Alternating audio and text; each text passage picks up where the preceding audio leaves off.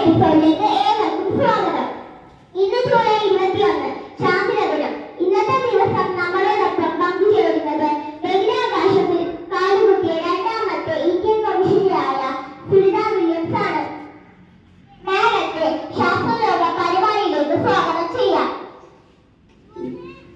നേരത്തെ നമ്മുടെ പ്രേക്ഷകർക്കായി പരിചയപ്പെട്ടാം. Madam please. ഒരു ഇന്ത്യൻ വംശജയായ ഞാൻ അമേരിക്കയുടെ ബഹിരാകാശ സഞ്ചാരിയും മുൻ നാവികസേനയുടെ ഉദ്യോഗസ്ഥയുമാണ്. ദീപക് പാണ്ഡെയും ബോണി പാണ്ഡെയുമാണ് എന്റെ മാതാപിതാക്കൾ. ഒരു പോലീസ് ഉദ്യോഗസ്ഥനായ മൈക്കൽ ജെ വില്യംസ് ആണ് എന്റെ ജീവിത പങ്കാളി. ദീർഘദൂര ഓട്ടക്കാരിയും നീന്തൽ താരവുമായിരുന്ന ഞാൻ 1987 US നേവൽ അക്കാദമിയിൽ നിന്നും ഫിസിക്കൽ സയൻസിൽ ബിരുദം നേടി.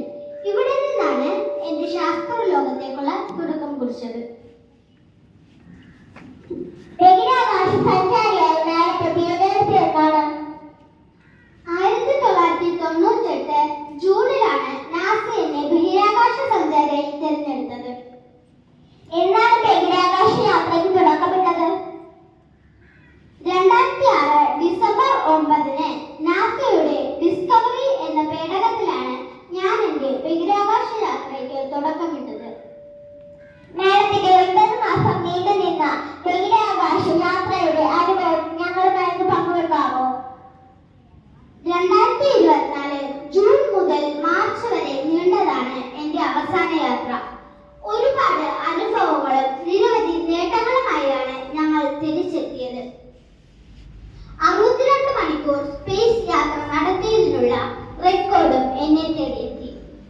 അവിടെ ചെടികൾ വളർത്തുന്നതിനുള്ള ഗവേഷണവും മറ്റു പരീക്ഷണങ്ങളും ഞങ്ങൾ അവിടെ ചെയ്തിരുന്നു. എനിക്കിപ്പോൾ ബഹിരാകാശം എന്റെ വീട് പോലെയാണ്. ഇന്നത്തെ ശാസ്ത്രലോക പരിപാടിയിൽ നമ്മളോടൊപ്പം അനുഭവം പങ്കുവെച്ചത് ബഹിരാകാശ യാത്രിക സുനിത വില്യംസ് ആണ്.